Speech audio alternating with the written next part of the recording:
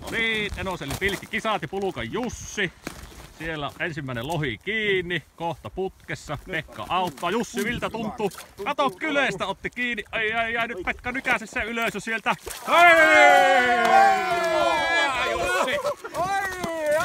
Helvetti, 2 kilon lohi. Jumalauta. Aika iso. 2 kilon lohi.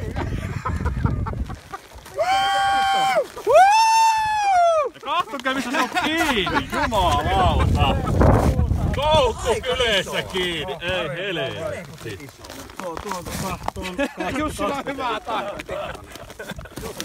Jussi!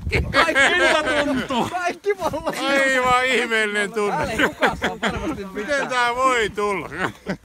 Mutta kyllä täytyy sanoa, että salaiset oli aseetkin. Mä voin tästä nyt paljastaa No niin, kerrohan nyt tämä sähkömiehen pilkki. Sähkömiehen pilkki, niin kato täältä. Tässä pitää olla, kuule, siellä ledit vilkkuu ja nimenomaan pitää olla toi sininen ja punainen pilke niin kuin tälle kelille. Kun on tämmönen kirkas auringon. Tämä makkaran paista ei tästä riittää.